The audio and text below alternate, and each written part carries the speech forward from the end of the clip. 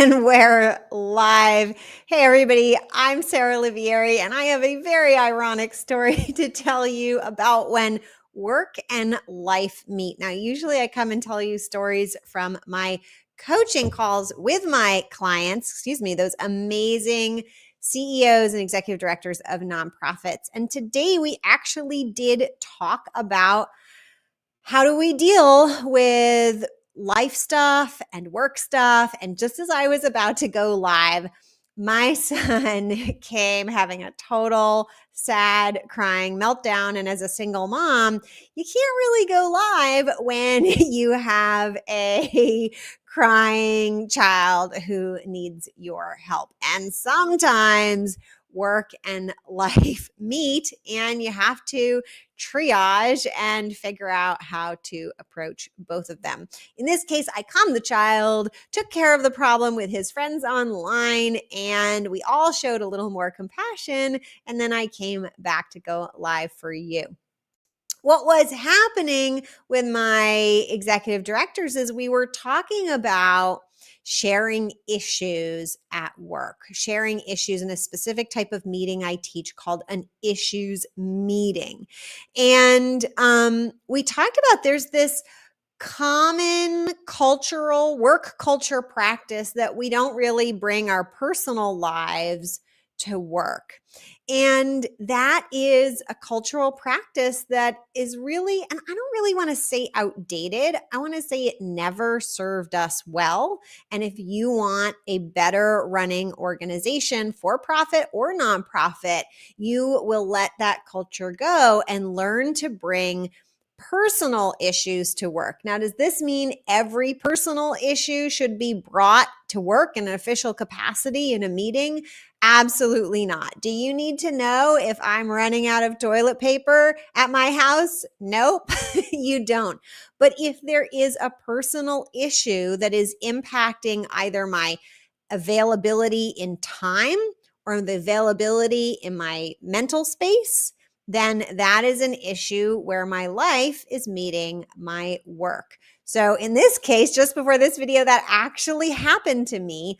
My parenting life came right up and totally made an impact on my work. And probably everything in my workday is going to be shifted just a little.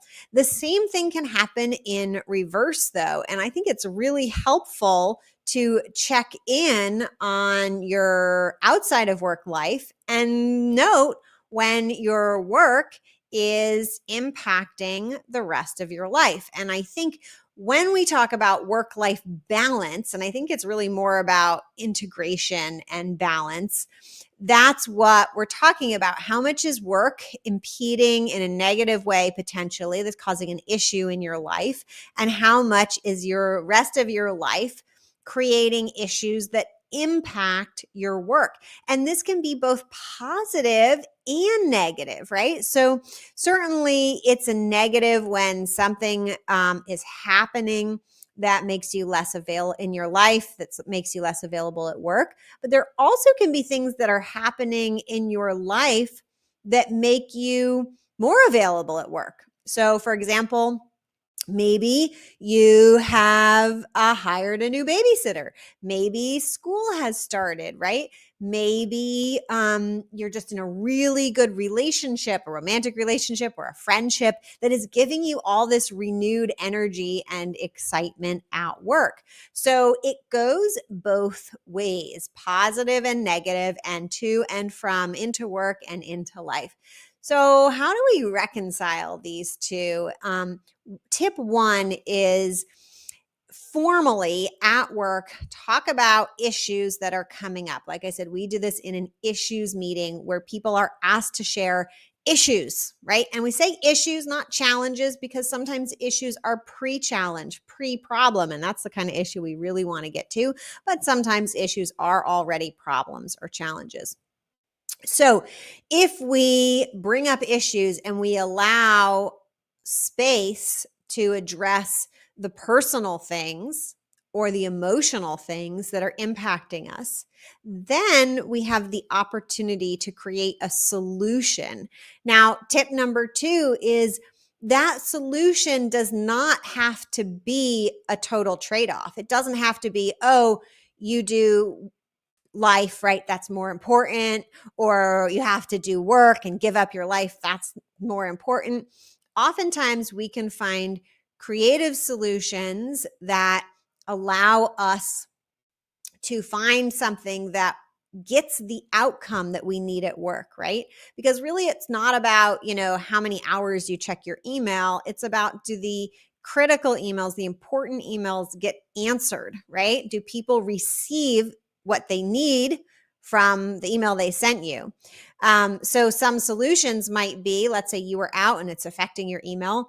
Maybe someone else can help monitor your email and answer questions. You don't have to be the only one. Maybe there's resources that you can provide in an autoresponder that help people help themselves, right? This is just a small example of solutions that would allow somebody to take some time off from work without having the job go as much undone or make their work take a little less time. Another example of how to think about this is, or tip, if you will, is to really focus on the outcome, both in life and at work, right? Not the tasks that you think need to be done, but the result that needs to happen. It's when we think about the final outcome, the results, that we can really get creative in things. Another thing that I think is actually really helpful is sometimes when we have crises like that, all of a sudden, huge thing in work or a huge thing in life impedes the other. If we think of them as opportunities, we can think about how can we actually improve our organization overall or improve our life overall. Maybe there's some assumptions we were making that we can let go of. And oftentimes in a moment of crisis, we're ready and willing to let go of things that normally are harder for us to let go of. And once we do that, we go, oh, maybe I don't really need to go back to that old way. That wasn't really serving me the way I thought it was. Now, one final thing is, in our coaching calls in the Thrive program, we often talk about, when we're dealing with people issues, the get it, want it, have the capacity to do it, GWC. I learned this from the book Traction. And GWC, get it, want it, have the capacity to do it, is how we evaluate the basic anybody in their role. So do they get the role? Do they want the role? And do they have the capacity to do the role? Now, oftentimes if we're at work and we're seeing that an employee or contractor or somebody isn't getting the job done, oftentimes it's a capacity issue, although it could be any one of these three to check, right? But if they have a lot of personal stuff happening, that can be affecting their capacity. And that might mean that it is time for a role change. And that could be changing to a different role or changing the way that role is done so that it still gets the results, the outcomes that the organization needs. So those are my tips for you today about when work and life meet. And probably what I didn't say, the most important one of all, is life is a reality, right?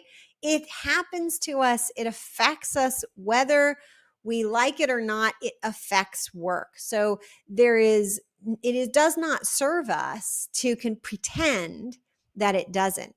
And as soon as we start to really acknowledge that, then we can understand what's really going on, how it's really affecting, and finally we can create, ideally, a win-win solution that is good for everyone.